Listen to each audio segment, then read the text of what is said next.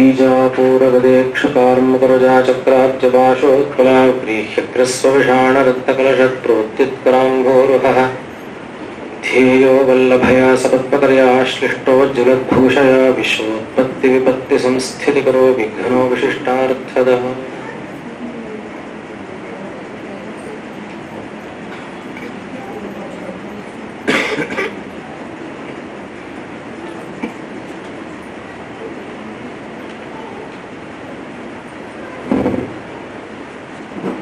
ಇನ್ನೇನು ಪ್ರಶ್ನೆಗಳಿಗೂ ಸ್ವಲ್ಪ ಬೇಗ ಕೇಳಿ ಕ್ಲಿಪ್ತ ಉತ್ತರ ಹೇಳ್ತಾ ಹೋಗ್ತೇನೆ.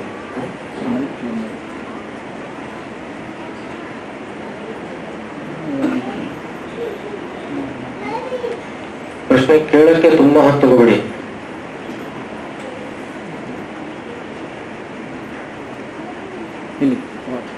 ಹೇಳಿ. ಅದೇ ಮಧ್ಯದಲ್ಲಿ ಇದ್ದಾಗ ಸುಮಾರು ಜನ ಪ್ರಶ್ನೆ ಕೇಳ್ತೀರಿ, ಇಲ್ಲಿ ಕೇಳಿ ಅಲ್ಲ, ಎಲ್ಲ ಸುಮ್ಮನೆ ಇರ್ತಿರಲ್ಲ. ಗ್ರಹಣ ಕಾಲದಲ್ಲಿ ಆಹಾರ ಸೇವಿಸಬಾರ್ದು ಅಂತ ಹೇಳ್ತಾರೆ. ಕಾರಣ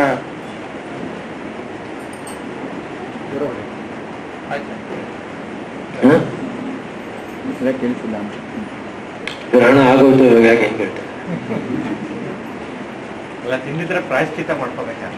ಅದ್ರದ್ದಾಗಲ್ಲ, ಅದೆಲ್ಲ ಆಗೋಯ್ತು.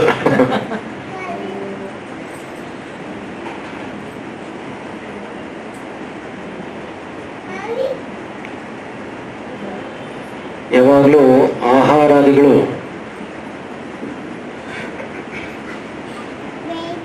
ಜೀರ್ಣ ಆಗೋದು ಅನ್ನೋದು ಸೂರ್ಯನನ್ನ ಹಿಡಿದು ಇರುತ್ತೆ. ಅವನ ಬಲದಿಂದಲೇ ಜೀರ್ಣಾದಿ ಕ್ರಿಯೆಗಳೆಲ್ಲ ಸರಿಯಾಗಿ ನಡೆಯೋದು. ಅಲ್ಲಿ ತುಂಬಾ ಮಟ್ಟಿಗೆ ವೈಪರೀತ್ಯ ಇದ್ದಾಗ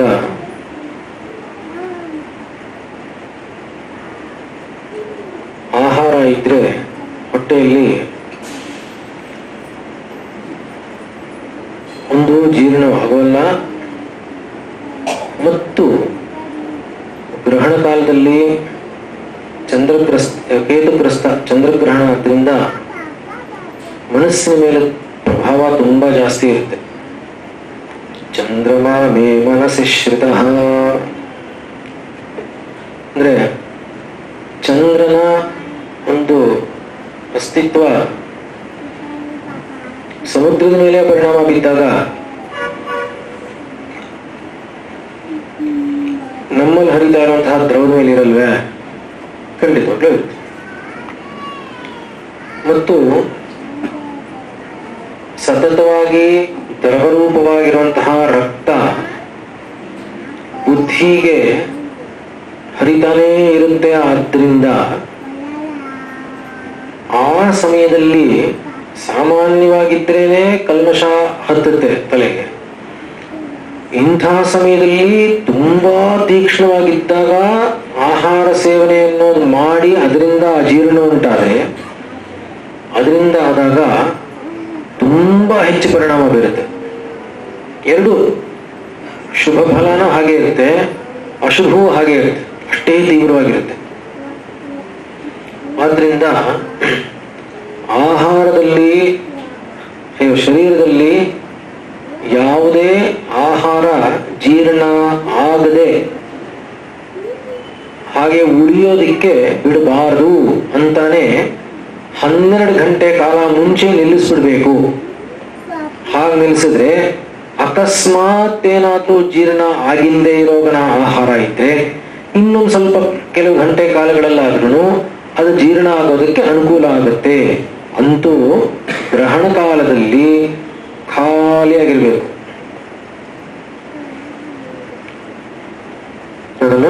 ಅದಕ್ಕೋಸ್ಕರ ಆಹಾರ ತಗೋಬಾರದು. Time zone, across time zone travel ಮಾಡಲ್ಲ ಅವಾಗ ಯಾವ ತರ? ಬಿಕಾಸ್ ಸೂರ್ಯನ್ ಇದು ಎಲ್ಲ ವ್ಯತ್ಯಾಸ ಆಗುತ್ತೆ.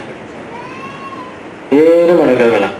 ಆ ಸಮಯಕ್ಕೆ ಅಲ್ಲಿ ಏನ್ ಸಿಗುತ್ತೋ, ಏನ್ ಸಾಧಾರಣವಾಗಿ ಬೇಗ ಒಗ್ಗುತ್ತೋ ಮೈಗೆ ಸಾತ್ಮ್ಯ ಆಹಾರ ಅಂತೀವಿ, ಬರುತ್ತೆ. ಆದಷ್ಟು ಲೈಟ್ ಆಗಿ ಹಾ, ಹಗೂರವಾಗಿರ್ಬೇಕು, ಅಂದ್ರೆ ರಿಲ್ಯಾಕ್ಸ್ಡ್ ಆಗಿದ್ದೀನಿ ಅಂತ ಚೆನ್ನಾಗಿ ತಿನ್ನೋದು ಹಾಗೆ ಮಾಡದೆ ಇರಬೇಕು. ಯಾಕೆಂದ್ರೆ ಬಾಡಿ ಅಡ್ಜಸ್ಟ್ ಆಗೋದಕ್ಕೆ, ಅದನ್ನ ತನ್ನಷ್ಟು ತಾನೇ ಅಕಾಮಿಡೇಟ್ ಆಗೋದಕ್ಕೆ ಅದ್ರಲ್ಲಿ ಒಂದು ಮೆಕ್ಯಾನಿಸಮ್ ಇರುತ್ತೆ, ತನ್ನಷ್ಟು ತಾನೇ ಆಗುತ್ತೆ. ಆಗೋದಕ್ಕೆ ಅವಕಾಶ ಮಾಡಿಕೊಡ್ಬೇಕು.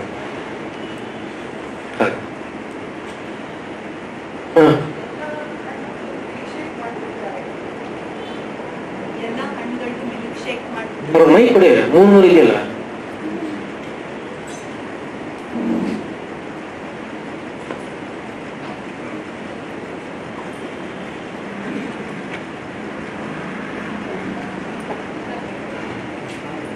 ಹಲೋ, ಎಲ್ಲ ಹಣ್ಣಿಂದು ಮಿಲ್ಕ್ ಶೇಕ್ ಮಾಡಿ ಕುಡಿತಾರೆ. ಇವಾಗ ಎಲ್ಲಾ ಜ್ಯೂಸ್ ಸೆಂಟ್ರಲ್ಲೂ ಅದೇ ಪದ್ಧತಿ ಇದೆ. ಅದಕ್ಕೆ ಸಕ್ಕರೆನೂ ಹಾಕ್ಬಿಟ್ಟು ಕುಡಿತಾರೆ. ಇದು ಹೇಗೆ ನಮ್ಮ ಬಾಡಿ ಮೇಲೆ ತೀವ್ರ ಪರಿಣಾಮ ಕೊಡುತ್ತೆ? ಎಲ್ಲ ಹಣ್ಣಿಗೂ ಹಾಲು ಹಾಕಿ ಕುಡಿಬೋದಾ ಅಂತ ನನ್ನ ಒಂದು ಪ್ರಶ್ನೆ.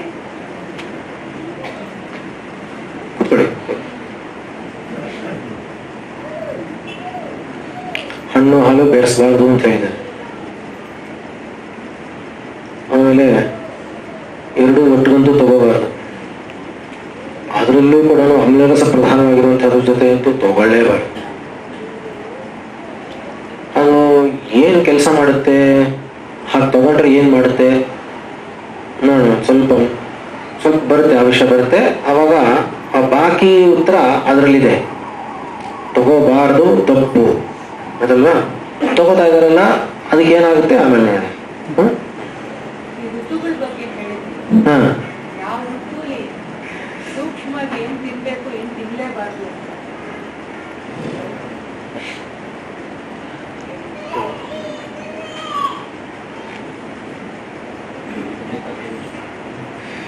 ಅಷ್ಟೊಳಗಡೆ ಒಂದು ಪ್ರಶ್ನೆ ಕೇಳಿ. ಸಾಮಾನ್ಯವಾಗಿ ತರಕಾರಿ ಹಾಕಬಹುದು, ಮುಸುರಿ ಇರೋದಿಲ್ಲ ಬಿಡಿ. ನಾವು ಏನ್ ಮಾಡ್ತೀವಿ, ಶೀತಕದಲ್ಲಿ ಇಟ್ಟಿರ್ತೀವಿ, ಫ್ರಿಡ್ಜ್ ಅಲ್ಲಿ ಇರ್ತೀವಿ. ತರಕಾರಿಯನ್ನು ನಾವು ಹಾಗೆ ಶೀತಕದಲ್ಲಿ ಇಟ್ಟು ಸಂರಕ್ಷಣೆ ಮಾಡ್ಕೊಂಡು ಬಳಸುವುದು ಸರಿನಾ? ಇನ್ನು ಸ್ವಲ್ಪ ಹಾಗೆ ಪ್ರಶ್ನೆ. ಪಕ್ವಾಹಾರ ಅನ್ನೋದನ್ನ ಇಡಬಾರದು ಅಂತ ಇದೆ. ಅದಕ್ಕೋಸ್ಕರನೇ ಕಾಲ ಅಂತ ಇರೋದು.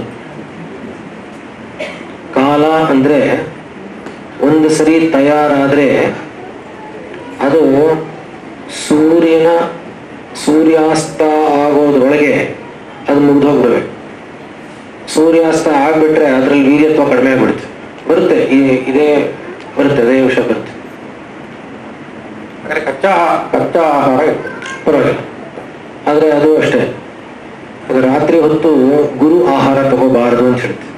ಗುರು ಅಂದ್ರೆ ಹೆವಿ ಆಗಿರೋದು. ಬಿಸಿಬೇಳೆ ಬಾರ್ತಾರ, ಬಿಸಿಬೇಳೆ ಬಾರ್ತಾರ ಅಲ್ಲ, ರಾತ್ರಿ ಹೇಳಿದ್ದು. ಇದಕ್ಕೆ ಉತ್ತರ ಈಗ ಹೇಳಲ್ಲ.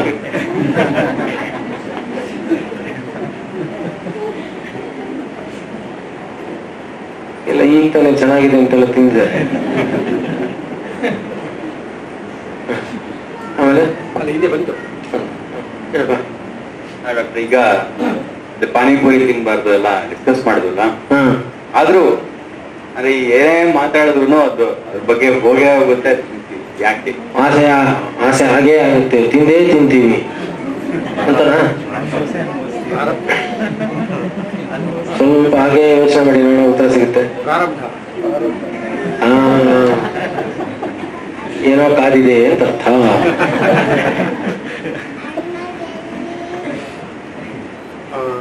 ಅದು ಯಾವಾಗ್ಲೂ ಅಷ್ಟೇ ಅಲ್ವಾ? ಮನೇಲಿ ಮಾಡೋದು ಚೆನ್ನಾಗಿರೋಲ್ಲ, ಪಕ್ಕದಲ್ಲಿ ಮಾಡೋದು ತುಂಬಾ ಚೆನ್ನಾಗಿರುತ್ತೆ. ಅದೇ ಸಾರು, ಅದೇ ಹುಳಿ ಪಕ್ಕದಲ್ಲಿ ಮಾಡೋದು ತುಂಬಾ ಚೆನ್ನಾಗಿರುತ್ತೆ. ಅದು ಇನ್ನೊಂದು ಅದ್ರ ಮೇಲೆ ಆಸೆ ಹೋಗೋದೇನೆ ಒಂದು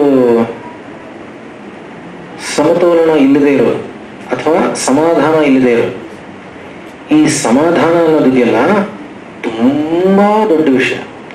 ಯಾರು ನಮ್ಮ ಚಿಕ್ಕಂದಿಂದ ನೋಡ್ಕೊಳ್ಳೋಣ. ಇವಾಗ ನಮ್ಮ ತಾಯಿ ಅಜ್ಜಿ ಅವ್ರದೆಲ್ಲ ಬಿಟ್ಬೇಡ. ನಮ್ಮ ಚಿಕ್ಕನ್ನಲ್ಲೇ ನೋಡಿದ್ರೆ ಒಂದೇ ತರಕಾರಿ ಹುಳಿ, ಕ್ಯಾರೆಟ್ ಹುಳಿ ಮತ್ತು ಮೂಲಂಗಿ ಹುಳಿ, ಹುರುಳಿಕಾಯಿ ಹುಳಿ ಅಷ್ಟೇ ಇದ್ದಿದ್ದು.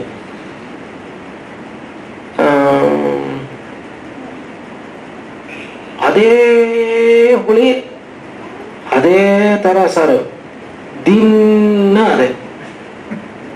ಆಯ್ತಾ? ಬೆಳಿಗ್ಗೆ 9:30 ಊಟ ಮಾಡಿದ್ರೆ ಆಮೇಲೆ ತಿರುಗಿ ಮಧ್ಯಾಹ್ನ ಬ್ರಹ್ಮಚಾರಿ ಇದ್ದಾಗ 9:30 ಊಟ ಮುಗಿಸ್ಕೊಂಡು ಹೋದ್ರೆ 1:15 ಊಟ ಮಾಡಿದ್ರೆ ಸಂಜೆ ಹಸುವಾಗಿದ್ರೆ ಅದೇ ಹುಳಿಯನ್ನ ಸ್ವಲ್ಪ ತಣ್ಣಗೆ ಕಲಿಸ್ ಕೈ ತುತ್ತು ಹಾಕಿ ತಿಂದ್ಬಿಟ್ಟು ಹೊಟ್ಟೋಗೋದು. ವಾಪಸ್ ಬಂದ್ರೆ ಅನ್ನ ಮಾತ್ರ ಬಿಸಿ, ಅದೇ ಹುಳಿ ಬಿಸಿ ಮಾಡಿ ತಗೊಳ್ತೇವೆ. ಕಾರಣಗಳು ಬೇರೆ ಬೇರೆ ಬೇರೆ ಇರ್ಬೋದು, ಆದ್ರೆ ಸಮಾಧಾನ. ಅವತ್ತು ಏನು ಅಂದ್ರೆ ಡಿಸ್ಟರ್ಬು ಆಗಿರ್ಲಿಲ್ಲ, ಡಿಮ್ಯಾಂಡು ಇರ್ತಿರ್ಲಿ. 4 ವರ್ಷ ಬೇರೆ ಏನೋ ಕಳಿಸ್ತಾನೂ ಇರಲಿಲ್ಲ, ಮಾಡ್ತಾನೆ ಇರಲಿಲ್ಲ. ಒಂದೇ ಒಂದು ದಿವಸ ಇವತ್ತೇನು ಮನೇಲಿ ಹುಳಿ ಅಂತ ಕೇಳಿದ್ದಕ್ಕೇನೆ ಚೆನ್ನಾಗಿ ಓದೇ ಬಿದ್ದಿತ್ತು. ಏನಪ್ಪಾ ಅಂದ್ರೆ ಏನು ಗುರುಗಳು ಅವಾಗ 4 ವರ್ಷದಲ್ಲಿ ಅವಾಗ ಕೇಳಿದ್ರು, ಏನ್ ಅಸಕ್ಕೆ ಏನು ಹೋಟ್ಲಲ್ಲಿ ಕೇಳಿದಾಗ ಏನು ಕೇಳೋದ, ಏನ್ ಹುಳಿ, ನಿನ್ಗೇನ್ ಕೆಲಸ, ಓದೋದು ತಿನ್ನೋದು ಎದ್ದೋದು ಅಷ್ಟೇ. ಇವತ್ತು ಮಕ್ಕಳನ್ನ ಕೇಳ್ಬಿಟ್ಟು ಆಮೇಲೆ ಅಡ್ಗೆ ಮಾಡ್ತಾರೆ. ಅಲ್ಲಿಂದ ಶುರು.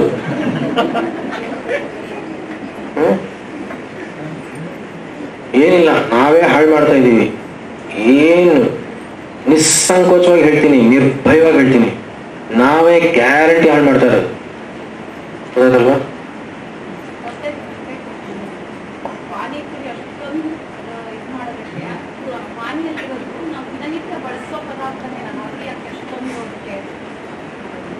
ಇಲ್ಲ, ಈಗ ಅದೇ ತಪ್ಪು ಅಂತ ಹೇಳ್ತಾ ಇಲ್ಲ. ಅದು ಯಾವ ಕಾಲದಲ್ಲಿ ಈ ಭೂಮಿಯಲ್ಲಿ ನಮ್ಮ ಪ್ರಕೃತಿಗೆ ಹೋಗುತ್ತಾ ಅನ್ನೋದು ಮುಖ್ಯ. ಅದೇ ತಪ್ಪು ಅಂತ ಹೇಳ್ತಾ ಇಲ್ಲ. ಅಯ್ಯೋ, ನೀವು ರಾಜಸ್ಥಾನ ಕಡೆ ಹೊರಟೋಗ್ಬಿಟ್ರೆ ಬೆಳಿಗ್ಗೆ ಎದ್ದು ಬೇಲ್ಪುರಿ ತಿಂತಾರೆ, ತಿಂದೇ ಇದ್ರೆ ಮಲಗ್ಬಿಡ್ತಾರೆ ಅವರು. ನಮ್ ತರ ಉಪ್ಪಿಟ್ಟು ತಿಂದ್ರೆ ದೇವರೇ ಗತಿ ಅವರು. ಗೊತ್ತಾಗ್ಲಿಲ್ವಾ? ಹಾಗೇನೆ ಕೇರಳದಲ್ಲಿ ಗೆಣಸು ಬೇಯಿಸ್ಕೊಂಡು ತಿಂತಾರೆ. ನಾವು ತಿಂದ್ರೆ ಹಿಂಸೆ ಆಗುತ್ತೆ, ಅವ್ರು ತಿಂದ್ರೆ ಏನೂ ಆಗೋಲ್ಲ, ಹಾಗಿರುತ್ತೆ. ತುಂಬಾ ಚೆನ್ನಾಗಿದೆ ಅದೆಲ್ಲ ನೋಡಿ. ರೋಸಸ್ ಎಲ್ಲಿ ಬಿಡುತ್ತೆ ಜಾಸ್ತಿ ಗೊತ್ತಾ? ಕಾಶ್ಮೀರ ಅಲ್ಲ, ಯಾರು ಹೇಳಿದ್ರು? ಕಾಶ್ಮೀರಲ್ಲಿ ಬಿಡಲ್ಲ ರೋಸು.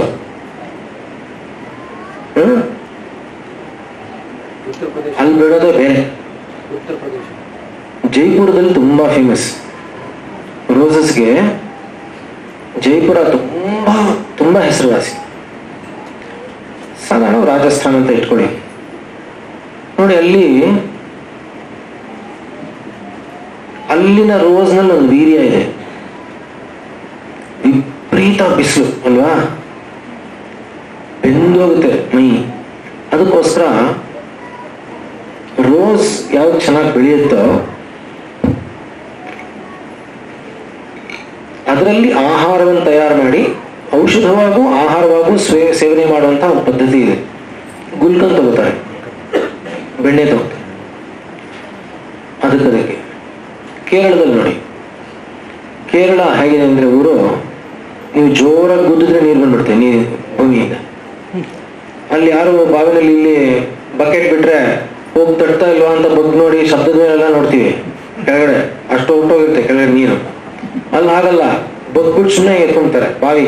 ಅದು ಬಾವಿ ಎತ್ಕೊಳ ಅನ್ಸಲ್ಲ, ಯಾರು ವಾಟರ್ ಟ್ಯಾಂಕ್ ಇದೆ ಹೆಂಗಿರುತ್ತೆ ಮನೆಯಲ್ಲಿ, ಬಾವಿ ಅಷ್ಟು ಮೇಲಿರುತ್ತೆ ನೀರು.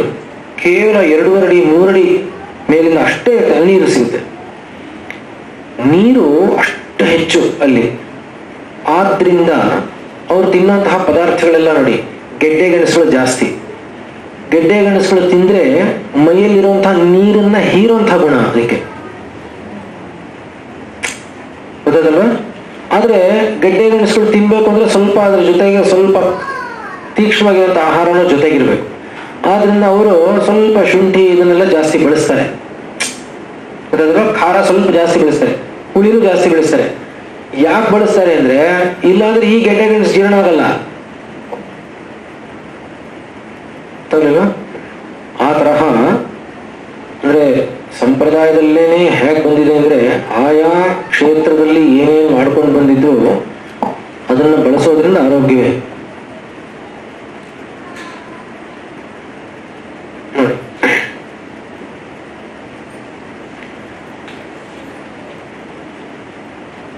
ಏನು ಯಾವ ರಸ ಪ್ರಧಾನ ಇದೆಯೋ, ಯಾವ ಋತುವಿನಲ್ಲಿ ಯಾವ ರಸ ಪ್ರಧಾನ ಇದೆಯೋ ಅದಕ್ಕೆ ವಿರುದ್ಧವಾಗಿರುವಂತಹ ಆಹಾರವನ್ನು ತಗೊಳ್ತಾ ಹೋಗ್ಬೇಕು. ಅಂದ್ರೆ ಅದಿರುತ್ತೆ, ಪ್ರಧಾನವಾಗಿ ಅದಿರುತ್ತೆ.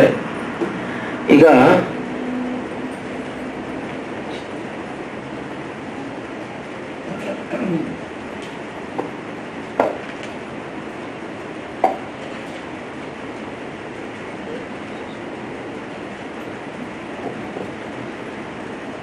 ರೂಕ್ಷತೆ ಜಾಸ್ತಿ ಇರುತ್ತೆ ಅಂದಾಗ ನೋಡಿ, ಭೂಮಂಡಲದಲ್ಲಿ ಸ್ವಭಾವ ರೂಕ್ಷವಾಗಿದೆ ಅಲ್ವಾ? ಮೊದಲನೇ ರೂಕ್ಷ ಅಂದ್ರೆ ಡ್ರೈನೆಸ್.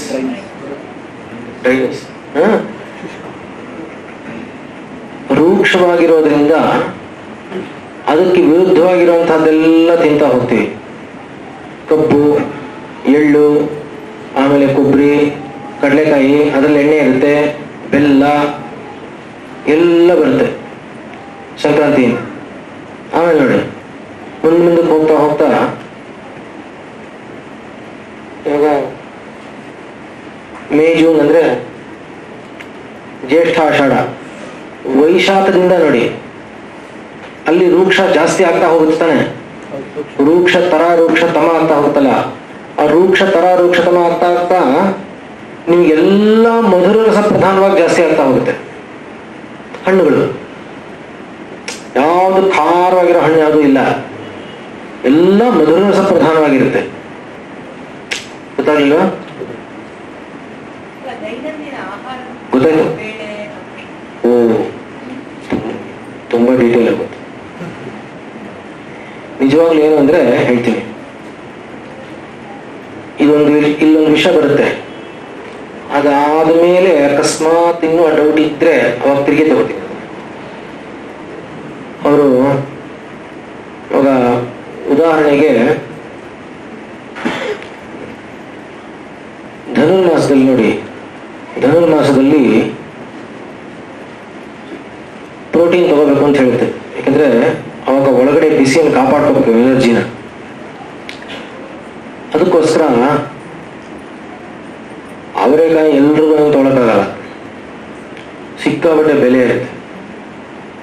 ದೇವಸ್ಥಾನಗಳಲ್ಲಿ ಏನ್ ಮಾಡ್ತಾರೆ ಗೊತ್ತಾ? ಪೊಂಗಲ್ ಮಾಡ್ತಾರೆ, ಹೆಸರುಬೇಳೆ ಉಪಯೋಗಿಸ್ತಾರೆ. ಹೆಸರುಬೇಳೆ ಮುದ್ಕ ತುಂಬಾ ತುಂಬಾ ಅದರಲ್ಲಿ ಎಲ್ಲ ಇದೆಯಪ್ಪ. ಅದು ತುಂಬಾ ವಿಚಿತ್ರ. ಆಕ್ಚುಲಿ ಅದು ಲಘುವಾಗೂ ಇದೆ, ಅದು ಬೇಗ ಜೀರ್ಣನೂ ಆಗುತ್ತೆ, ಅದು ವೀರ್ಯನೂ ಜಾಸ್ತಿ. ಹೀಗೆ ಅದಕ್ಕೋಸ್ಕರ ತುಂಬಾ ಕಾಸ್ಟ್ಲಿ. ಅದು ಹೆಸರುಬೇಳೆ ಕಾಸ್ಟ್ಲಿ, ಆದ್ರಿಂದ ಜನಗಳಿಗೆ ಅವರೆಕಾಯಿ ತಗೊಳಕ್ಕಾಗದೇ ಇರಬಹುದು ಅಂತ ದೇವಸ್ಥಾನಗಳಲ್ಲೆಲ್ಲ ಏನ್ ಮಾಡ್ತಾರೆ, ಪೊಂಗಲ್ ಮಾಡಿಸಿರ್ತಾರೆ. ಅಂದ್ರೆ ನಮ್ಮ ಸಂಸ್ಕೃತಿಯಲ್ಲಿ ಹೇಗೆ ಬಂದಿದೆ ಅಂದ್ರೆ, ಅಷ್ಟೊತ್ತಿಗೆ ದೇವಸ್ಥಾನಕ್ಕೆ ಹೋಗೋದು ಅಂದಾಗ ಎಲ್ಲರೂ ಹೋಗ್ತಾರೆ, ಬಡವರು ಹೋಗ್ತಾರೆ, ಎಲ್ಲರೂ ಹೋಗ್ತಾರೆ. ಎಲ್ರಿಗೂ ಈ ರೀತಿನಾದ್ರೂ ಅಷ್ಟು ಮಟ್ಟಿಗೆ ಹೋಗ್ಬೇಕು, ಪೌಷ್ಟಿಕಾಂಶ ಅದು ಹೋಗ್ಬೇಕು. ಏನ್ ಹೋಗ್ಬೇಕು ಅವ್ರಿಗೆಲ್ಲ ಅನುಕೂಲವಂತರ ಇದ್ದ ಹಾಗೆ ಅವ್ರು ಮಾಡೋಕ್ಕಾಗಲ್ವಲ್ಲ. ಆದ್ರಿಂದ ಇದು ಎಲ್ಲರೂ ಸೇರುವಂತಹ ಜಾಗ ಆದ್ರಿಂದ ಆ ತರಹ ಇರುವಂತಹ ಒಂದು ವ್ಯವಸ್ಥೆ ಮಾಡಿದ್ದಾರೆ. ಗೊತ್ತಾಗಲಿಲ್ವಾ? ಏನೋ ಮತ್ತೆ ಈಗ ಸಾಮಾನ್ಯವಾಗಿ ನಾವು ಊಟಕ್ಕೆ ಮುಂಚೆ ನೀರು ಕುಡಿದಿರ್ಬೇಕಾ, ಊಟದ ಸಮಕಾಲದಲ್ಲಿ ಕುಡಿದಿರ್ಬೇಕಾ, ಊಟ ನಂತರದಲ್ಲಿ ಕುಡಿಬೇಕಾ? ಸ್ವಲ್ಪ ಸಮಕಾಲದಲ್ಲಿ ಕುಡಿದ್ರೆ ಒಳ್ಳೇದು, ಜಾಸ್ತಿ ಕುಡಿಬಾರ್ದು. ಸುಮ್ಮನೆ ಆರ್ದ್ರತೆ ಕಾಪಾಡ್ಕೊಳ್ಳೋದಕ್ಕೆ ಎಷ್ಟೋ ಅಷ್ಟೇ ಮಾಡ್ಬೇಕು. ಅದು ಬೆಚ್ಚಗಿರೋ ನೀರು ಹಾಕ್ಬೇಕಾ, ತಣ್ಣೀರ? ಪ್ರಕೃತಿಯನ್ನು ಹಿಡಿದು ತಗೋಬೇಕು. ಪ್ರಕೃತಿ ಅಂದ್ರೆ ಈ ಪ್ರಕೃತಿ ಅಲ್ಲ, ಈ ಪ್ರಕೃತಿ ದೇಹ ಪ್ರಕೃತಿಯನ್ನು ಅನುಸರಿಸ್ತೋಣ. ಹಾಗೆ ಎಣ್ಣೆ ಬಳಸೋ ವಿಷಯದಲ್ಲಿ ಅಂದ್ರೆ ಅಡಿಗೆ ಎಣ್ಣೆ ಬಳಸೋ ವಿಷಯಕ್ಕೆ ಬಂದಾಗ ರಿಫೈನ್ಡ್ ಆಯಿಲ್ ಬಳಸ್ತೀವಿ, ರಿಫೈನ್ಡ್ ಆಗದೆ ಇರುವಂತಹದ್ದು ಕೊಬ್ಬರಿ ಎಣ್ಣೆ ಬಳಸ್ತೀವಿ, ಕಡಲೆಕಾಯಿ ಎಣ್ಣೆ ಬಳಸ್ತೀವಿ, ರೈಸ್ ಬ್ರಾನ್ ಆಯಿಲ್ ಅಂತೆಲ್ಲ ಇದೆ. ತುಂಬಾನೇ ಇಲ್ಲಿ ಕನ್ಫ್ಯೂಷನ್ಗೆ ಅವಕಾಶ ಇದೆ. ಏನೂ ಇಲ್ಲ. ಬರ್ತಾ ಬರ್ತಾ ಬರ್ತಾ ಅದನ್ನ refined, double refined, triple refined ಬರ್ತಾನೆ ಹೋಗುತ್ತೆ. ಯಾಕೆ ಅಂದ್ರೆ ಅದರಲ್ಲಿ ಏನಿರಲ್ಲ, ನೀರಿದ್ದಂಗಿರುತ್ತೆ. ಯಾಕೆಂದ್ರೆ ಅದು ಕೂಡ ಜೀರ್ಣ ಮಾಡ್ಕೊಳ್ಳೋಕೆ ಆಗದೆ ಇರುವಂತಹ ಪರಿಸ್ಥಿತಿ ಬರ್ತಾ ಇದೆ ಅಂತ ಅರ್ಥ. ಮುಂಚೆ ಕಡಲೆಕಾಯಿ ಎಣ್ಣೆ ಅಂದ್ರೆ ಹಾಗೆ ಹಿಂಡು ತೆಗೆದು ತಗೊಂಬಂದು ಅಡುಗೆ ಮಾಡಿ ಫಸ್ಟ್ ಕ್ಲಾಸ್ ಕೊಡ್ಬೇಡಿ, ಅದು ಮಾಡೋದು ಹೌದಲ್ಲ. ಅಷ್ಟು ತಿಂದ್ರೆ ಇವಾಗ ಮಾಡ್ಬೇಕಾದ್ರೆ ಆಸೆಯಿಂದ ಮಾಡ್ಬಿಡ್ತಾರೆ. ದೀಪಾವಳಿಯಲ್ಲೋ ಒಂದು ತಿನ್ನುವಷ್ಟರಲ್ಲೇ ಎದೆಲ್ಲ ಉರಿಯಕ್ಕೆ ಶುರು ಆಗ್ಬಿಡುತ್ತೆ. ಯಾಕೆ ಅಷ್ಟನ್ನು ಜೀರ್ಣ ಮಾಡ್ಕೊ ಅಂದ್ರೆ 6 ಕೊಡ್ಬೇಳೆ ಲೆಕ್ಕ, 1 ಕೊಡ್ಬೇಳೆ ಈಗ. ಅದನ್ನ ಜೀರ್ಣ ಮಾಡ್ಕೊಳ್ಳೋ ಕೂಡ ನಮ್ಗೆ ಶಕ್ತಿ ಇಲ್ಲ ಅಂತ ಅರ್ಥ.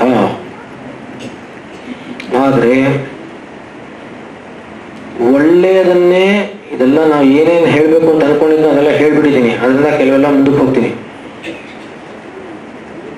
ಈಗ ನನಗೆ ಗೊತ್ತಾಯ್ತು ಇವಾಗ, ಓಹೋ ಇದು ಸರಿ ಇಲ್ಲ, ಇದು ಸರಿ ಇದೆ ಅಂದ್ರೆ ಅರ್ಥ ನಾವು ಮುಂಚೆಯಿಂದ ಬಂದಿದ್ದೇನೆ, ಇದರಲ್ಲಿ ಬಲ ಇದೆ ಅಂತ ಗೊತ್ತಾದ ಮೇಲೆ ಏಕ್ದಮ್ ತೆಗೆದು ಪಕ್ಕಕ್ಕೆ ಇಟ್ಬಿಟ್ಟು ಆಮೇಲೆ ಅದನ್ನೇ ತಂದು ಅಷ್ಟನ್ನೇ ಬಳಸಿದ್ರೆ ಒಂದೇ ವಾರ ಆಮೇಲೆ ಈ ಹೊಟ್ಟೆ ಎಲ್ಲ ಕೆಟ್ಟೋಗುತ್ತೆ. ಗೊತ್ತಾಗ್ಲಿಲ್ವಾ? ಈಗ ತುಪ್ಪ ತಿನ್ಬೇಕು ಅಂದ ತಕ್ಷಣ ತಿಂದೇನೆ ಇರೋನು ಏಕ್ದಮ್ ಮೊದಲನೇ ದಿವಸನೇ 6 ಚಮಚ ಹಾಕೊಂಡು ಶುರು ಮಾಡಿದ್ರೆ ಬೆಳಿಗ್ಗೆ ಮಧ್ಯಾಹ್ನ ರಾತ್ರಿ 1 ವಾರ ಆದ್ಮೇಲೆ ಗಂಟ್ಲೆಲ್ಲ ಕಟ್ಕೊಂಡ್ಬಿಡುತ್ತೆ.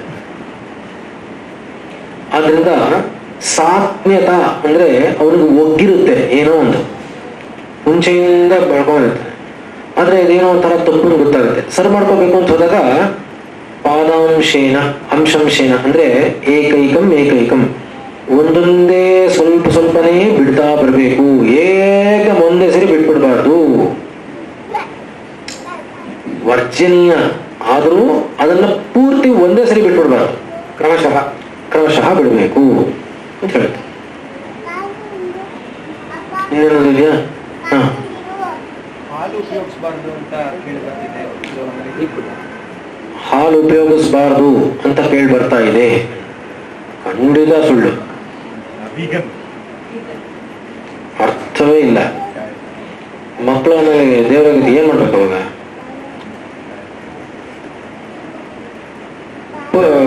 ಕರು ಏನ್ ಮಾಡ್ಬೇಕಪ್ಪ? ಹಾಲು ಕುಡಿಬಾರ್ದು. ಅವಾಗ ಮನುಷ್ಯ ಏನ್ ಮಾಡ್ಬೇಕ? ಗೊತ್ತಾಗಿಲ್ಲ ಅಂದ್ರೆ ಹಾಲು ನಾವು ಏನು ಪಶುವಿನಿಂದ ಹಾಲು ಪಡಿತೀವಿ, ಏನೇನೋ ಪಿಲ್ಜು ಗೊಬ್ಬರ ಎಲ್ಲ ಹಾಕ್ಬಿಟ್ಟು ಅಂದ್ರೆ ಹಾಲು ಚೆನ್ನಾಗಿರಲ್ಲ ಅಂದ್ರೆ ಅರ್ಥ ಇದೆ. ಆದ್ರೆ ಅದನ್ನ ಬಳಸೋದು ನಿಲ್ಸ್ಬಿಡ್ಬೇಕು ಅಂತ ಅಷ್ಟೇ ಅಲ್ಲ. ಇದಕ್ಕೆ ಏನ್ ಹಾಕ್ಬೇಕು ಅದಕ್ಕೆ ಸರಿಯಾಗಿರೋದು ಹಾಕ್ಲೇಬೇಕು ತಾನೆ. ಅದು ಒಂದು ಜೀವ ತಾನೆ, ಅದು ನನ್ನ ಜವಾಬ್ದಾರಿ ಅಲ್ವಾ? ಅದು ಮಾತ್ರ ಅದರಿಂದ ಮಾತ್ರ ಒಳ್ಳೆ ಹಾಲು ಬೇಕು. ನಾನು ಮಾತ್ರ ಅದಕ್ಕೆ ಸರಿಯಾಗಿ ಹಾಕ್ಬಾರ್ದು. ಅದೇನ ಗೊತ್ತಾಗ್ಲಿಲ್ಲ? It is also equally my responsibility socially to see to it that we provide proper care. ನಮಗೆ ಅದರಿಂದ ಏನ್ ಬೇಕೋ ಪರಸ್ಪರ ಭಾವನೆಯಂತಹ ಹಾಗೆ ಇರಬೇಕು. ಅದನ್ನ ನಾನು ಚೆನ್ನಾಗಿ ನೋಡ್ಕೊಂಡ್ರೆ ಅದು ನಂಗೆ ಚೆನ್ನಾಗಿರೋದು ಕೊಡುತ್ತೆ. ಅದೇನ್ ಮಾಡುತ್ತೆ? ಪಾಪ ಏನು ಸಿಗದ್ರೆ ಏನ್ ಸಿಗದ್ರೆ ಅದೇ ತಿನ್ನುತ್ತೆ. ಆಮೇಲೆ ಚೆನ್ನಾಗಿಲ್ಲ ಹಾಲು, ಆದ್ರಿಂದ ಅದನ್ನ ಸೈಡ್ ಏನ್ ಮಾಡ್ಬಾರ್ದು. ಆದ್ರೆ ಆ fact it self, so called fact is wrong, ತಪ್ಪು. ಹಾಲು ಬಳಸಬಾರ್ದು ಅಂತ ಹೇಳೋದು ತಪ್ಪು. ಮಾಧುರ್ಯಾತ್ ಅವಿದಾಹಿತ್ವಾತ್ ಅನ್ನತ್ತೆ. ಆಜನ್ಮಾದ್ಯ ಶೀಲನಾಥ್ ಅಂದ್ರೆ ಹುಟ್ಟಿದ ಮಕ್ಕಳಿಂದ ಆವಾಳ ವೃದ್ಧರಿಗೂ ಕೂಡ ತೊಂದರೆ ಮಾಡದೇ ಇರುವಂತಹದ್ದು ಹಾಲು ಅಂತ ಇದೆ. 50 ವರ್ಷದವರೆಗೂ ತುಪ್ಪ ಒಂದು 2 ಹೊತ್ತು ಅಥವಾ 3 ಹೊತ್ತು ಚೆನ್ನಾಗಿ ತಗೊಳಕ್ಕೆ ತಪ್ಪಿದ್ಯಾ? 50 ವರ್ಷದವರೆಗೂ ಸಾಮಾನ್ಯವಾಗಿ ಆರೋಗ್ಯ ಚೆನ್ನಾಗಿದೆ ಅಂತ. 50 ಅಥವಾ 60 ವರ್ಷ ಜೀವನಶಕ್ತಿನೂ ಚೆನ್ನಾಗಿದೆ. ಅವರು ತುಪ್ಪನ 3 ಹೊತ್ತು ಬಳಸ್ಕೋಬಹುದಾ? ಅದನ್ನ ಆಜ್ಯವಾಗಿ ಬಳಸಬೇಕು, ಮೃತವಾಗಿ ಬಳಸಬೇಕು? ಆದ್ರೆ ಕರಗಿಸಿ ಬಳಸ್ಕೊಳ್ಳೋದಾ, ಗಟ್ಟಿನೇ ಬಳಸ್ಕೋಬಹುದು? ಇಲ್ಲ, ಈ ಗಟ್ಟಿ ಯಾವಾಗ್ಲೂ ಹೇಳೇ ಇಲ್ಲ ಬಳಸೋದಕ್ಕೆ, ಆಜ್ಯನೇ ಹಾಕೋದು. ಹೌದು, ಗಟ್ಟಿ ತುಪ್ಪ ಅಂತ ಹೇಳಿಲ್ಲ ಇಲ್ಲೋ, ಕರಗಿಸೇ ತಗೊಳ್ಳೋದು. ಅಂದ್ರೆ ಅದನ್ನ ಊಟ ಮಾಡ್ಬೇಕಾದ್ರೆ ಬಿಸಿಯಾಗಿ ಅನ್ನ ಇರಬೇಕು ಅನ್ನೋದನ್ನ ಇಟ್ಕೊಂಡು ಆ ಅನ್ನಕ್ಕೆ ತುಪ್ಪ ಹಾಕೊಂಡು ತಗೊಳ್ಳೋದು ಅನ್ನೋದಿರೋದು ಅದಲ್ವಾ. ನೋಡಿ, ಸಪ್ತ ಆಹಾರ ಕಲ್ಪನಾ.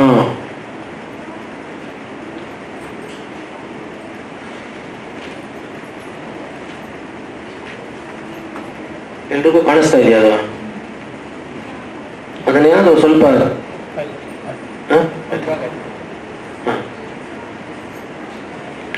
ಅಥಾತ್ಮವಾನ್. ಆತ್ಮ ಅಂದ್ರೆ ತನಗೆ ಅಂತ ಅಂತ ಅರ್ಥ. ಆತ್ಮವಾನ್ ಏನು ಅಲ್ಲಿ ಆತ್ಮವಾನ್ ಅಂದ್ರೆ ಪ್ರತಿಗಾತ್ಮ ಅಲ್ಲ, ಅಲ್ಲೆಲ್ಲ ಅಲ್ಲ. ಆತ್ಮ ಅಂದ್ರೆ ಶರೀರವನ್ನ ತಾನು ಅಂತ ಯಾರು ಅನ್ಕೊಂಡಿದ್ದಾನೋ ಅವನು ಅಂತ ಅರ್ಥ. ಅವನು ಸ್ವಭಾವ ಸಂಯೋಗ ಸಂಸ್ಕಾರ ಮಾತ್ರ ದೇಶ ಕಾಲ ಉಪಯೋಗ ವ್ಯವಸ್ಥಾ ಸಪ್ತ ಆಹಾರ ಕಲ್ಪನಾ ವಿಶೇಷಣ ಸ್ವಸ್ಥ ಅಸ್ವಾಸ್ಥ್ಯ ಫಲಾನಾಂ ಅಂದ್ರೆ ಸ್ವಾಸ್ಥ್ಯ ಅಸ್ವಾಸ್ಥ್ಯ ಫಲಾನಾಂ ಹೇತುಭೂತಾಃ ಸಮೀಕ್ಷ್ಯ ಹಿತಮೇವ ಅನುರುಧ್ಯತೆ. 7 ಅಂಶಗಳನ್ನ ಚೆನ್ನಾಗಿ ಜ್ಞಾಪಕ ಇಟ್ಕೋಬೇಕು. ಸಪ್ತ ಆಹಾರ ಕಲ್ಪನಾ ಯಾವ್ಯಾವುದು ಅಂದ್ರೆ, ಮೊದಲನೇದು ಸ್ವಭಾವ. ಸ್ವಭಾವ ಅಂದ್ರೆ ಅಲ್ಲಿ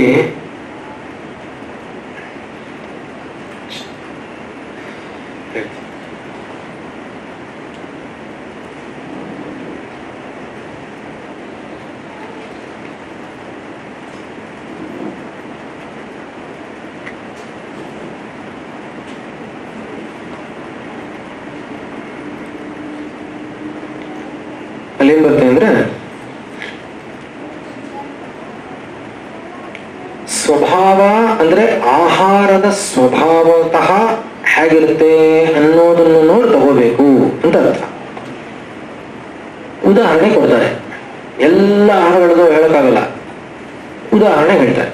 ಏನಂದ್ರೆ, ತತ್ರ ಸ್ವಭಾವತೋ ದಿವ್ಯ ಉದಕ ರಕ್ತಶಾಲಿ ಷಷ್ಟಿಕ, ಆಮೇಲೆ ಏಣ ಲಾವಾದಯೋ ಲಾಘವಃ ಲಾಘವಃ ಲಘು ಲಘವಃ ಅಂದ್ರೆ ಈ ರಕ್ತಶಾಲಿ ಅಂದ್ರೆ ಕೆಂಪಕ್ಕಿ. ಆಮೇಲೆ 6 ತಿಂಗಳಲ್ಲಿ ಬೆಳಿತಾರಲ್ಲ ಅಕ್ಕಿ, ಅದನ್ನ ಷಷ್ಟಿಕ ಅಂತಾರೆ. ಆಮೇಲೆ ಹೆಸರುಬೇಳೆ ಇತ್ಯಾದಿಗಳು ಅಂತ ಇಟ್ಕೊಳ್ಳಿ. ಇವೆಲ್ಲ ತುಂಬಾ ಹಗುರ, ಅದು ಸ್ವಭಾವತಃ ಹಗುರ, ಸ್ವಭಾವತಃ ಹಗುರ. ಲಘವಃ ಅಂದ್ರೆ ಹಗುರ.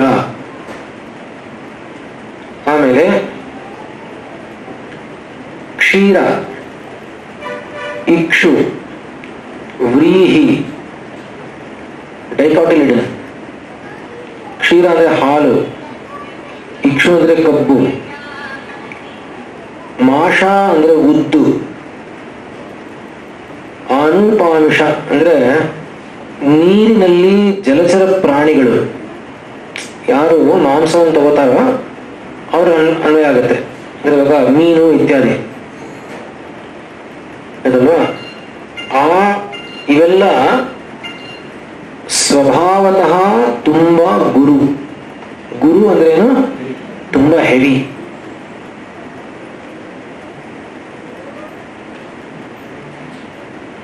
ಇವೇನೇ ಈ ಸ್ವಭಾವದಲ್ಲಿ ಗುರು ಲಘುವಾಗಿರುವಂತಹ ಆಹಾರಗಳೇನೆ ತೇಖಲ್ವಪಿ ಯೋಗಾದಿ ವಿಶೇಷೈ ಅನ್ಯಥಾತ್ವಂ ಪ್ರತಿಪದ್ಯಂತೆ.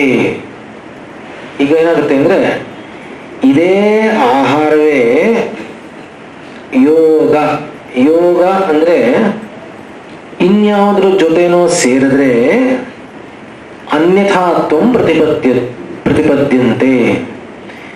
ಈಗ ಸ್ವಭಾವತಃ ಅದು ಲಘು, ಆದ್ರೆ ಇನ್ನೊಂದು ಯಾವುದ್ರದೋ ಒಂದು ಜೊತೆ ಸೇರಿಸಿದ್ರೆ ಅವಾಗ ಅದು ಲಘುವಾಗಿರುತ್ತೆ ಅಂತಿಲ್ಲ, ಅವಾಗ ಅದು ಗುರುವಾಗಬಹುದು. ಇನ್ಯಾವುದೋ ಗುರುವಾಗಿರೋದು ಸ್ವಭಾವತಃ ಇನ್ಯಾವುದೋ ಯೋಗದ ಜೊತೆ ಸೇರಿ ಲಘುವಾಗಬಹುದು. ಅನ್ಯಥಾತ್ವ ಪ್ರತಿಪದ್ಯಂತೆ. ಗೊತ್ತದಲ್ಲ? ಅಂದ್ರೆ ಈಗ ಹುಗ್ಗಿಲ್ ಹಾಕುವಂತಹ ಮುದ್ದ ಮತ್ತೆ ಅಕ್ಕಿ ಎರಡು ಸೇರುತ್ತೆ, ಅನ್ಯಥಾತ್ವ ಬರುತ್ತೆ ಅಂತಾನ? ಇಲ್ಲ, ಅದು ಹಾಗೆ ಉಳಿಯುತ್ತೆ, ಅದು ಲಘು. ಬಟ್ ವ್ರೀಹಿ ಇದಲ್ವಾ? ಇವಾಗ ವ್ರೀಹಿ ಅನ್ನೋದು ಈ ಷಷ್ಠಿಕ ಶಾಲೆಗೆ ಸೇರೋಲ್ಲ, ಗುರುಕ್ ಬರುತ್ತೆ. ಗುರುಗ್ ಬರುತ್ತಲ್ವಾ? ಗುರು ಅಲ್ಲ, ಅದಕ್ಕೆ ಷಷ್ಠಿಕ ಅಂತ ಹೇಳಿದಾಗ ಲಘು, ಲಘು ಸರಿ.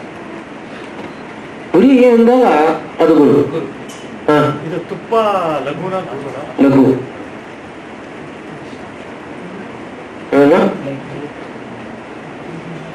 ಒಳಗೋಗಿ ಜೀರ್ಣ ಆದ್ರೆ ಲಘು, ಇಲ್ಲದೆ ಇದ್ರೆ ಗುರು. ಸಂಸ್ಕಾರ ಸ್ವಭಾವ ಆಯ್ತಲ್ಲ, ಸಂಸ್ಕಾರಸ್ತು ಏನಪ್ಪಾ ಸಂಸ್ಕಾರ ಅಂದ್ರೆ ತೋಯ ಅಗ್ನಿಸನ್ನಿಕರ್ಷ ಶೌಚ ಮಂಥನ ದೇಶಕಾಲ ಭಾವನಾ ಭಾಜನಾದಿಭಿ ಉಪಜನ್ಯತೆ. ಸಂಸ್ಕಾರ ಅಂದ್ರೆ ಏನು ಅಂದ್ರೆ ಈ ಸ್ವಭಾವತಃ ಏನೋ ಇರುತ್ತಲ್ಲ ಆಹಾರ ಪದಾರ್ಥಗಳು, ಅದನ್ನ ಯೋಗ ಅಂತ ಹೇಳಿದ್ರಲ್ಲ, ಯೋಗ ಇನ್ನೊಂದ್ ಜೊತೆ ಸೇರಿದ್ರೆ ಅದೇನೋ ಇನ್ನೊಂದನ್ನು ಪಡೆಯುತ್ತೆ ಅಂತ. ಅದು ಹೇಗಾಗುತ್ತೆ ಅಂದ್ರೆ ನೀರಿನ ಜೊತೆ ಅಗ್ನಿಯ ಜೊತೆ ಸನ್ನಿಕರ್ಷವಾದಾಗ ನಾವೇನ್ ಮಾಡ್ತೀವಿ, ಉದ್ದನ್ನ ಮುಂಚೆ ನೆನೆಸ್ತೀವಿ. ನೆನೆಸಿದ ಮೇಲೆ ಏನಾಗುತ್ತೆ ಗೊತ್ತಾ, ನೀರು ಬಂಡೆಯನ್ನು ಕೂಡ ಕರಗಿಸುತ್ತೆ. ಆದ್ರಿಂದ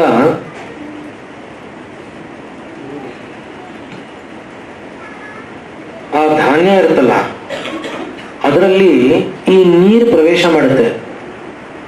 ನೀರು ಪ್ರವೇಶ ಮಾಡಿ ಕಾಠಿಣ್ಯ ಇರುತ್ತೆ, ಅದರಲ್ಲಿ ಕಾಠಿಣ್ಯವನ್ನ ಕಡಿಮೆ ಮಾಡಿ ಮೃದುತ್ವ ತರುತ್ತೆ. ಮೃದುತ್ವ ತಂದ್ರೂ ಸಾಕಾಗಲ್ಲ, ಆಮೇಲೆ ಅದಕ್ಕೆ ಅಗ್ನಿ ಸನ್ನಿಕರ್ಷ ಆಗ್ಬೇಕು. ಯಾಕೆಂದ್ರೆ ನಾನು ಇಲ್ಲಿ ಒಳಗೆ ಹೋಗ್ಬೇಕಲ್ಲ, ಹಂಗೆ ಉದ್ದಿನ ಬೇಳೆ ತಿಂದ್ರೆ ಆಗಲ್ಲ ನೋಡಿ ತಿನ್ನಕ್ಕೆ. ಆದ್ರಿಂದ ಇಲ್ಲಿ ಒಳಗಡೆ ಹೋಗಿ ಕೆಲಸ ಮಾಡೋದಕ್ಕೆ ಏನ್ ಬೇಕೋ ಆ ತರಹ ಮುಂಚೆ ಸಂಸ್ಕಾರ ಆಗ್ಬೇಕು. ಅದಕ್ಕೋಸ್ಕರ ತೋಯ ಅಗ್ನಿ ಸನ್ನಿಕರ್ಷ ಶೌಚ. ಅಕ್ಕಿಯನ್ನು ಏನ್ ಮಾಡ್ತೀವಿ, ತೊಳಿತೀವಿ, ತೊಳಿತೀವಲ್ವಾ? ಆದ್ರಿಂದ ಇದು ಮಾಡಿ ಅದನ್ನ ತೊಳೆದು ಎಲ್ಲ ಮಾಡಿ ಆಮೇಲೆ ಅಗ್ನಿಗೆ ಸನ್ನಿಕರ್ಷ ಮಾಡ್ತೀವಿ. ಬೇರೆ ಬೇರೆ ತರಹ ಇಲ್ಲ ಇದೆ ಸಂಸ್ಕಾರಗಳು. ಉದಾಹರಣೆಗೆ ಬದನೆಕಾಯಿ. ಇವಾಗ ಬದನೆಕಾಯಿ ಮುಂಚೆ ಎಲ್ಲ ತಿಂತಾ ಇರಲಿಲ್ಲ, ಇವಾಗೆಲ್ಲ ತಿಂತೀವಿ. ಬದನೆಕಾಯಿನ ತಿಂದ್ರೆ ನಂಜು ಅಂತಾರೆ ಅಲ್ವಾ? ಈಗ ಬದನೆಕಾಯಿ ಬೇಕು ನಂಗೆ, ನಂಜು ಆಗ್ಬಾರ್ದು, ಏನ್ ಮಾಡ್ಬೇಕೀಗ? ನೀರಲ್ಲಿ ಹಾಕ್ಬೇಕು, ಹೆಚ್ಚು ನೀರಲ್ಲಿ ಹಾಕಿ ಏನ್ ಮಾಡ್ತಾರೆ ಅಂದ್ರೆ, ಮುಂಚೆ ಅದನ್ನ ಮಜ್ಜಿಗೆ ಮೇಲೆ ಒಂದು ನೀರು ಸೇರುತ್ತೆ ಆಯ್ತಾ, ಅದರಲ್ಲಿ ಚೆನ್ನಾಗಿ ಕುದಿಸ್ಬಿಡ್ತಾರೆ. ಕುದಿಸ್ಬೇಕು ಅಂತಿದೆ, ಹೆಚ್ಚಿಬಿಟ್ಟು ನೋಡಿ ಯಾರ್ಯಾರು ವಾಂಗಿ ಬರ್ಬೇಕು ಅಲ್ಲ ಎಷ್ಟು ಬೇಗ ಬೇಗ ಬರ್ಕೋತಾ ಇದ್ದಾರೆ.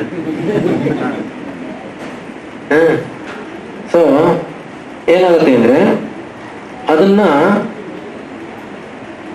ಆರಣಾಲ ಆದ್ರೆ ಆ ಮಜ್ಜಿಗೆ ಮೇಲಿರುವಂತಹ ನೀರಲ್ಲಿ ಚೆನ್ನಾಗಿ ತೊಳೆದು ಬಿಟ್ರೆ ಇದು ಅದಕ್ಕಿಂತ ತೀಕ್ಷ್ಣ ಆದ್ರಿಂದ ಇದು ಅದರ ಒಳಗಡೆ ಹೋಗಿ ಅಲ್ಲಿರುವಂತಹ ಏನು ನಮಗೆ ತೊಂದರೆ ಆಗುವಂತಹ ಏನಿದೆಯೋ ಪದಾರ್ಥಗಳು ಅದರಲ್ಲಿ ಅದನ್ನ ಆ ತೀಕ್ಷ್ಣತೆಯನ್ನೆಲ್ಲ ಕಡಿಮೆ ಮಾಡಿ ಹೊರಗೆ ಹಾಕುತ್ತೆ.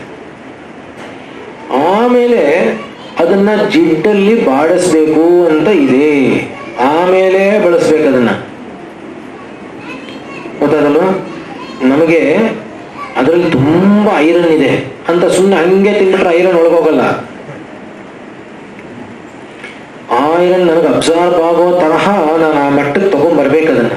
ಹಾಗೆ ಈ ಹಾಗಲಕಾಯಿಗೆಲ್ಲ, ಹಾಗಲಕಾಯಿ ಇದು ಹಾಗೇನೆ ನೋಡಿ. ಹಾಗಲಕಾಯಿ ತುಂಬಾ ಒಳ್ಳೆಯದು ಡಯಾಬಿಟೀಸ್ಗೆ ಅಂತ ತುಂಬಾ ಜನ ತಿಂದು ವಿಪರೀತ ಜಾಸ್ತಿ ಆಗಿರೋದು ನೋಡಿದೀವಿ. ಅಂದ್ರೆ ಎಲ್ಲೂ ಇದಕ್ಕಿದು ಅನ್ನೋ ತರಹ ಹೇಳೇ ಇರೋಲ್ಲ. ಆಲೋಪತಿಯಲ್ಲಿ ಹೇಳ್ತಾರಲ್ಲ ಆ ತರ, this is a pain killer ಅಂತ, ಹಂಗಿರೋಲ್ಲ ಅಲ್ವಾ?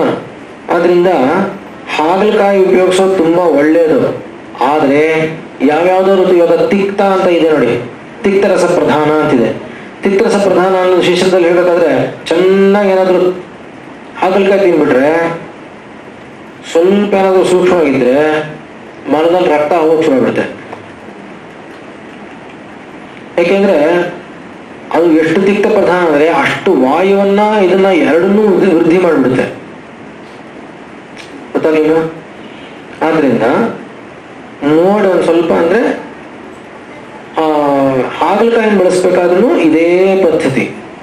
ಅದರಲ್ಲಿ ಆ ಮಜ್ಜಿಗೆ ಮೇಲೆ ತೇರೋ ನೀರಿನಲ್ಲಿ ಮುಂಚೆ ತೊಳೆದು ಸ್ವಲ್ಪ ಬೇಯಿಸಿ ಆಮೇಲೆ ಆ ನೀರನ್ನು ತೆಗೆದು ಎಣ್ಣೆಯಲ್ಲಿ ಬಾಡಿಸಿ ಆಮೇಲೆ ಬೆಳೆಸ್ಬೇಕು. ಅದಕ್ಕೆ ಅದು ಏನೇನು ಬೇಕೋ ಮಿಕ್ಕಿದ್ದೆಲ್ಲ ಹಾಕ್ಬೇಕು. ಅದು ರುಚಿಯಾಗಿ ಏನ್ ಮಾಡ್ಕೋಬೇಕು ಅದೆಲ್ಲ ಮಾಡ್ಬೇಕು, ಹಂಗೆ ತಿನ್ಬೇಕು ಅಂತಲ್ಲ, ಅಷ್ಟೇ ಹೇಳಿದೆ ಅಂತ.